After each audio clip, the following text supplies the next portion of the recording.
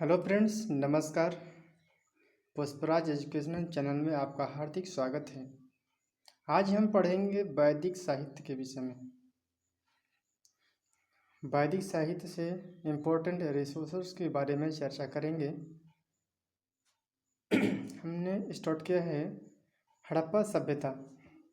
हड़प्पा सभ्यता में आयात होने वाली वस्तुएं, इन्हीं के बारे में चर्चा करेंगे। पहले हम कलर चेंज कर लेते हैं फ्रेंड्स।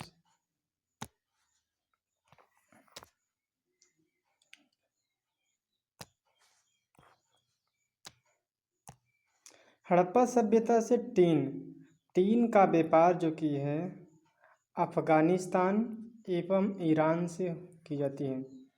चांदी है, चांदी को अफगानिस्तान, ईरान।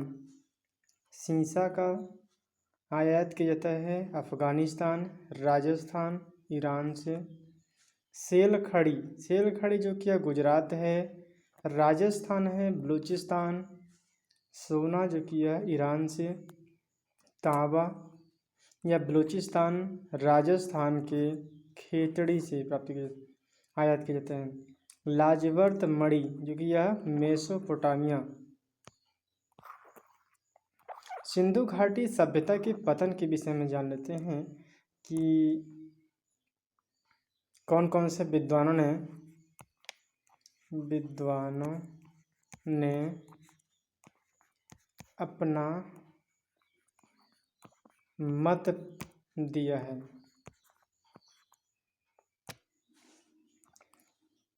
पहले विद्वान हैं जॉन मार्शल। जॉन मार्शल जो कि है प्रशासनिक शिथिलता बताया गया है, जबकि गार्डन चाइल्ड व्हीलर ने वहाँ एवं आर्यों का आक्रमण बताया है।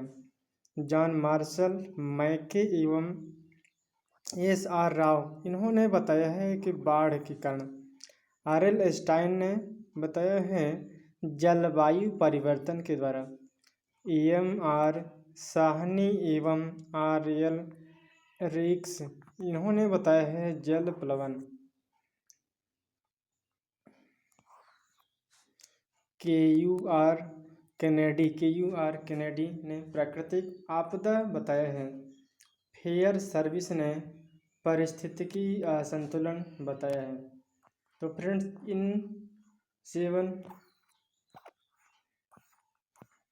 इन 7 विद्वानों ने सिंधु घाटी सभ्यता के पतन के विषय में बताया है। तो एक बार जल्दी में फिर से दोहरा लेते हैं कि जॉन मार्शल ने प्रशासनिक शिथिलता के बारे में बताया है, जबकि गार्डन चाइल्ड्स व व्हीलर ने वहाँ एवं आर्यों का आक्रमण बताया है, जबकि जॉन मार्शल, मैके एवं एस.आर. राव ने बाढ़ के कारण बताया है। आर.एल. स्टाइन ने जलवायु परिवर्तन बताया है। एम.आर. साहनी एवं आर.एल.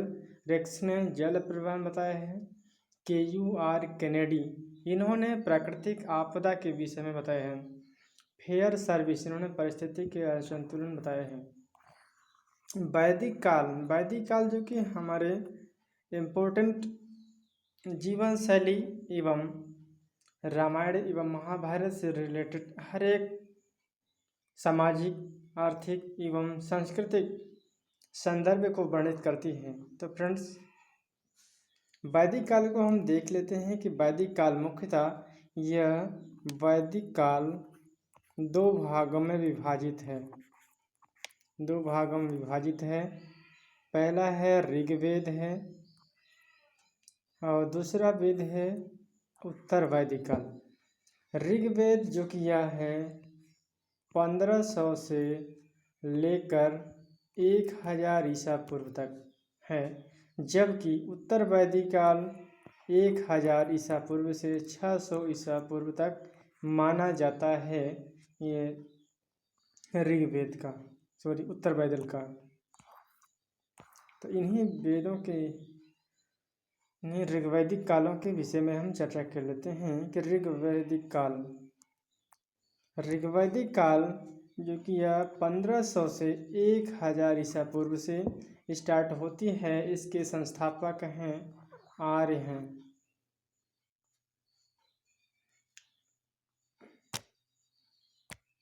इसके संस्थापक हैं आर्य। वैदिक सभ्यता के संस्थापक आर्य माना जाता है। इनका जीवन मुख्यतः पशुचारण है। वैदिक सभ्यता जो कि मूलतः यह ग्रामीण थी। वैदिक सभ्यता कई जानकारी के स्रोत के प्रमाण वेद से माना गया है। इनका फैक्ट क्या लेते हैं कि आर्यों के द्वारा इनकी स्थापना की गई है। पशुचारण एवं जीवन शैली इनका प्रमुख कर्तव्य है। वेद से संपूर्ण जानकारी को प्राप्त किया गया है, इसीलिए वैदिक सभ्यता कहते हैं। आर्यों ने ऋग्वेद की रचना की है। सिंपल मेजोरिटी में इसके परिभाषा को समझते हैं कि वैदिक काल क्या है। वैदिक सभ्यता हमारे जीवन के संपूर्ण एवं ग्रामीण सभ्यता थी। वैदिक सभ्यता की जानकारी हमारे वेद से लिए गए हैं, इसीलिए इसे हम वैदिक सभ्यता कहते हैं। वेदों की रचना आर्यों ने की है। ऋग्वेद की रचना की गई है, जिसे ऋग्वेद में थोड़ा इसको बड़ा कर लेते हैं जिसमें अच्छे से समझ। ऋग्वेद में मानव जाति का प्रथम ग्रंथ माना जाता है। ऋग्वेद को आर्यों का मूल निवास एवं संदर्भ में विभिन्न विद्वानों का अलग अलग मत है। पहले विद्वान हैं प्रोफेसर मैक्स मूलर। इन्होंने बताया है कि आर्य मध्य एशिया से आए हुए हैं, जबकि पंडित गंगानाथ झा ने बताया है ब्रह्मर्षि देश को बताया है। गार्डन चाइल्ड ने दक्षिणी रूस को बताया है। बाल गंगाधर तिलक इन्होंने उत्तरी ध्रुव को बताया है। गाइल्स ने हंगर एवं डेनब्यू नदी घाटी को बताया है। डेनब्यू नदी घाटी को बताया है।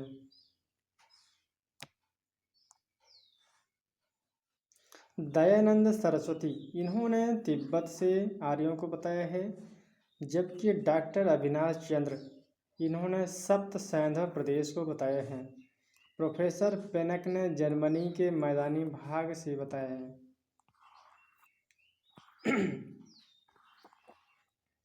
भौगोलिक विस्तार में भारत में सर्वप्रथम आर्य सप्त सैंधव प्रदेश में आकर बसे हैं। इस प्रदेश में प्रवाहित होने वाली 7 नदियों का उल्लेख ऋग्वेद में मिलता है। आर्य का प्रमाण हमारे भारत में सप्त सैंधव प्रदेश में सबसे प्रथम बार इनके आने का प्रमाण मिलता है। जिसे नदियों में 7 नदियों का उल्लेख हमारे ऋग्वेद में मिलता है। ऋग्वेद में सबसे महत्वपूर्ण नदी जो कि सिंधु नदी का वर्णन कई बार किया गया है। ऋग्वेद में गंगा का 1 बार तथा यमुना का 3 बार उल्लेख मिलता है। ऋग्वेद की सबसे पवित्र नदी सरस्वती नदी को माना गया है। सरस्वती व दृशदुति के क्षेत्र को हम ब्रह्मवर्त कहते हैं। सरस्वती व द्रुतदुति के क्षेत्र को ब्रह्मवर्त कहा जाता है। गंगा यमुना के द्वाब क्षेत्र को हम ब्रह्मर्षि देश कहा जाता है, जबकि हिमालय और विंध्याचल पर्वत के बीच के क्षेत्र को हम मध्य देश के नाम से जानते हैं। मध्य देश के नाम से जानते हैं। कालांतर में आर्यों ने संपूर्ण भारत में अपने विस्तार कर लिया था, जिसे हम आर्यावर्त के नाम से जानते हैं। ऋग्वैदिक नदियों के विषय में हम देख लेते हैं।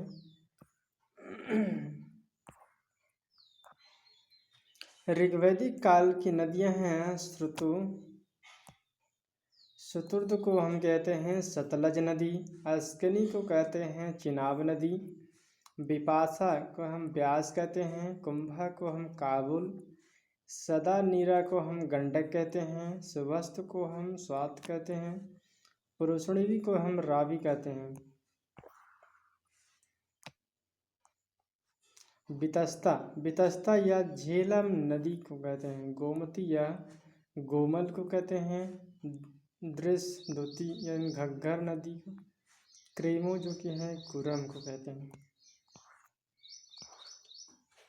ऋग्वैदिक काल में सामाजिक एवं राजनीतिक आर्थिक इन सभी में सबसे प्रथम हम राजनीतिक व्यवस्था के विषय में हम समझ लेते हैं कि ऋग्वैदिक समाज में कैसी राजनीति है, कैसी वहाँ की शासन व्यवस्था है। इन सभी के विषय में हम डिटेल से अध्ययन करेंगे। फ्रेंड्स, इस वीडियो को ज़रूर लाइक कीजिए क्योंकि ये pre plus mains foundation batch को हम कवर करते हुए चल रहे हैं। हर एक फैक्ट को कवर करेंगे जिससे आपकी चाहे मेंस में 3 नंबर हो चाहे 5 नंबर हो, इन सभी को हम करते हुए चल रहे हैं। फिर हम डिटेल में जब प्रश्न करेंगे तो उसमें आपके 11 अंक के भी प्रश्न कवर होते जाएंगे। ऋग्वैदिक शासन व्यवस्था यह कबीलाई प्रकार में ऋग्वैदिक लोग जनों या कबीलों में विभाजित थे। उस समय का शासन व्यवस्था जो है यह कबीलाई प्रकार के थे। यहाँ के लोग जो कि कबीलों में विभाजित थे, प्रत्येक कबीले का एक राजा होता है जिसे हम गोप कहा जाता है। ऋग्वेद में राजा को कबीले का संरक्षक कहा जाता है। कबीले जो हैं 5 कबीलों का उल्लेख मिलता है हमारे ऋग्वेद में। पहला कबीला है पुरु, दूसरा है युद्धत, तीसरा है तुवर्सु, चौथा है आजू प्रदुन। इन्हें हम पंचजन कहा जाता है। इन 5 कबीलों को मिलाकर इन्हें हम पंचजन कहा जाता है। प्रशासन में सहायक के कबीले हैं, सेनापति हैं, पुरोहित हैं, इसके बाद ग्रामणी हैं, पुरुष, स्पर्श और दूत। इन सभी ने ऋग्वैदिक काल की राजनीतिक में इन सभी का प्रशासन में इम्पोर्टेंट रोल प्ले होता है। ऋग्वैदिक काल में राजा जो कि प्रमुख होता है, सर्वश्रेष्ठ होता है, राजा का आज्ञा सर्वोत्तम होता है। ऋग्वेद में सभा एवं समिति विदत परिषदों का उल्लेख किया गया है। सभा श्रेष्ठ एवं अभिजात लोगों की संस्था बताई गई है। समिति को केंद्रीय राजनीतिक संस्था थी। समिति राजा की इसकी पूर्ण नियंत्रण होता है। श्रेष्ठ सिंपल भाषा में समझ लेते हैं कि सभा और समिति। सभा वह है जिसे हम श्रेष्ठ एवं अभिजात लोगों की संस्था बनाए गए हैं, लेकिन समिति जो कि केंद्र, जिसे इस प्रकार में इस समय वर्तमान में सेंट्रल और गवर्नमेंट है, सेंट्रल और स्टेट गवर्नमेंट, इन दोनों के बीच सेंट्रल ज़्यादा मजबूत है। इसी प्रकार उस समय ऋग्वैदिक काल में समिति को हम केंद्रीय राजनीतिक संस्था यानी केंद्र का कानून बनाया गया। इसमें राजा का संपूर्ण नियंत्रण होता है। विदत जो कि यह आर्यों का प्राचीन संस्था है, आर्यों का प्राचीन संस्था है। अगले स्टेप में है कि ऋग्वैदिक काल में राजनीति में महिलाओं की क्या रोल प्ले रहती। इस समय महिलाएं राजनीतिक में भाग लेती हैं एवं सभा एवं विदत परिषदों में महिलाओं की सक्रिय भागीदारी थी। वैदिक कालीन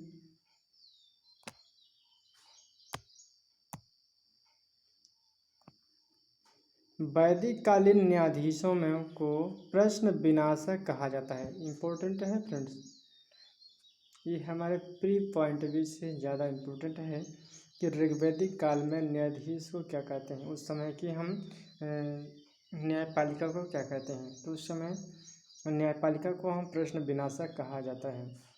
राजा भूमि का स्वामी नहीं होता है, बल्कि राजा भूमि का स्वामी जनता में निहित होता है।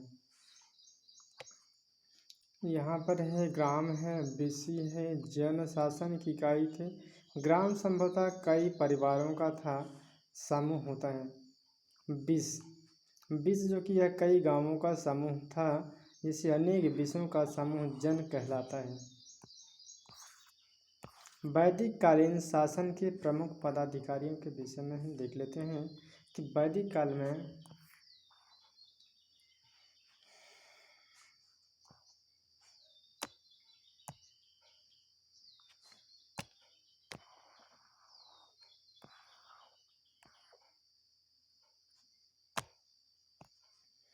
पुरोहित जो कि राजा का प्रमुख परामर्शदात्री होता है। कुलपति को परिवार का प्रधान बताया गया है। ब्राजपति यह चारागाह का अधिकारी होता है। स्पर्श जो कि यह गुप्तचर विभाग है। पुरुष यह दुर्ग का अधिकारी होता है। सेनानी जिसे हम सेनापति कहते हैं। विस्पति यह प्रधान होता है। ग्रामीणी जो कि यह ग्राम का प्रधान होता है। दूत यह सूचना प्रेषित करने वाला सर्वश्रेष्ठ संदेशवाहक होता है। जबकि उग्र को हम पुलिस कहते हैं। रथकार यह रथ बनाने वाले का प्रतिनिधित्व करता है। सूत यह रथ हाँकने वाले को हम प्रतिनिधित्व करता है। कामर धातुओं का कार्य करने वाले व्यक्तियों को हम कामर कहते हैं। तो फ्रेंड्स एक बार अच्छे से रिवाइज कर लेते हैं, जिससे आप लोगों को याद करने में दिक्कत ना हो। चलिए रिवाइज कर लेते हैं शुरू से, जल्दी में रिवीजन पॉइंट्स। ये हड़प्पा सभ्यता में आयात होने वाली वस्तुएं हैं। टिन अफ़गानिस्तान एवं ईरान से। चांदी का आयात किया जाता है अफ़गानिस्तान ईरान से। शीशा जो कि अफ़गानिस्तान राजस्थान ईरान से। सेल खड़ी जो कि गुजरात राजस्थान बलूचिस्तान से। सोना जो कि ईरान से। तांबा बलूचिस्तान राजस्थान की खेतड़ी। लाजवर्त मणिपुर मेसोपोटामिया है। सिंधु सभ्यता के पतन के विषय में बताया गया है। यहाँ जॉन मार्शल ने बताया है कि प्रशासनिक शिथिलता। गॉर्डन चाइल्ड व्हीलर ने बाहा एवं आर्यों का आक्रमण। जॉन मार्शल मैके एवं ESR राव ने बाढ़ बताया है। RL स्टाइन ने जलवायु परिवर्तन बताया है। EMR साहनी एवं RL रेक्सही ने जल प्रबंधन बताया है। KUR कैनेडी ने प्राकृतिक आपदा बताया है।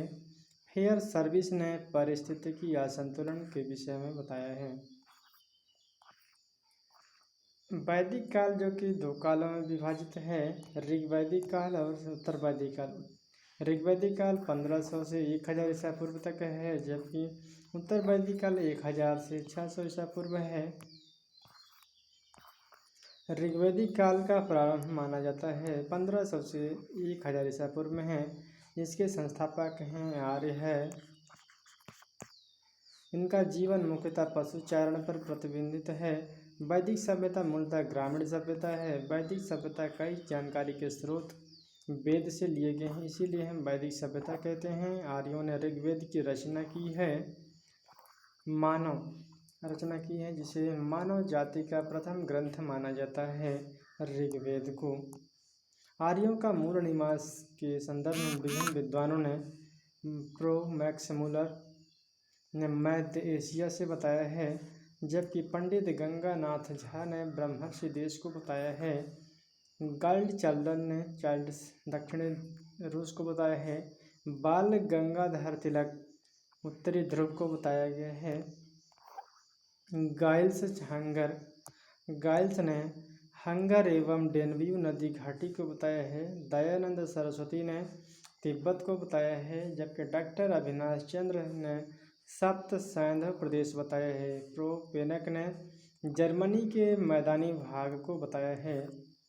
भौगोलिक विस्तार के अंतर्गत भारत में सर्वप्रथम आर्य हमारे सप्त समुद्र प्रदेश में आकर बसे हैं। इस प्रदेश में प्रवाहित होने वाली नदियाँ 7 नदियों का उल्लेख हमारे ऋग्वेद में मिलता है। ऋग्वेद में सबसे महत्वपूर्ण नदी सिंधु नदी का कई बार वर्णन किया गया है। ऋग्वेद में गंगा का 1 बार तथा यमुना का 3 बार उल्लेख है। ऋग्वेद की सबसे पवित्र नदी सरस्वती नदी को बताया गया है। सरस्वती व द्रुति के क्षेत्र को हम ब्रह्मवर्त कहते हैं। गंगा यमुना के दोआब क्षेत्र को ब्रह्मर्षि देश कहते हैं। हिमालय और विंध्याचल के बीच के क्षेत्र को हम मध्य देश कहते हैं।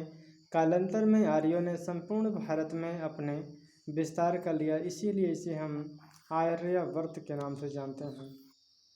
नदियाँ, ऋग्वैदिक काल में नदियों को हम पहला है सुतुद्र जो कि सतलज को कहते हैं, अस्कनी या चिनाब को कहते हैं, बिपाशा ब्यास को, कुभा काबुल को, सदानीरा गंडक को, सुवस्तु या स्वाद को, पुरोचनी रावी नदी को, वितस्ता झेलम को, गोमती गोमल नदी को कहते हैं।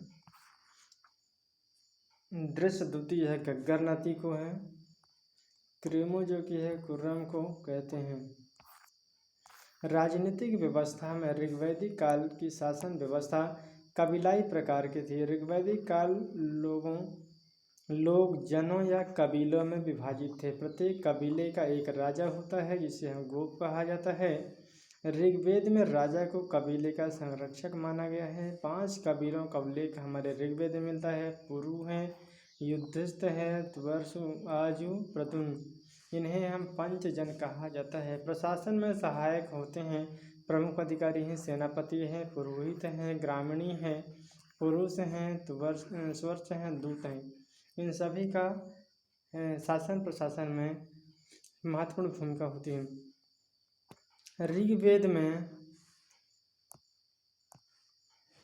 ऋग्वेद में सभा और समिति विविध परिषदों का उल्लेख करता है। सभा श्रेष्ठ एवं अभिजात लोगों की संस्था है। समिति केंद्रीय राजनीतिक संस्था है। समिति राजा की इसकी पूर्ण नियंत्रण रहता है। विदित आर्यों की प्राचीन संस्था है। राजनीतिक व्यवस्था में ऋग्वैदिक काल में महिलाओं की राजनीति में भाग लेती हैं एवं सभा एवं विदत में परिषदों महिलाओं की सक्रिय भागीदारी मानी जाती है। वैदिक कालीन न्यायाधीशों को हम प्रश्न विनाशक कहते हैं। राजा भूमि का स्वामी नहीं होता है, जबकि भूमि का स्वामी जनता को माना गया है। यहाँ ग्राम है, विसी जन इस शासन की इकाई है। ग्राम संभवतः कई परिवारों का समूह होता है। विष कई गांवों का समूह, जिसे अनेक विषयों का समूह को हम जन कहा जाता है। वैदिक कालीन शासन के प्रमुख पदाधिकारी हैं। पुरोहित माना गया है। राजा का मुख्य परामर्शदात्री को कुलपति परिवार का प्रधान होता है। ब्रजपति या चारागाह का प्रमुख अधिकारी होता है। स्पर्श गुप्तचर है। पुरुष जो कि है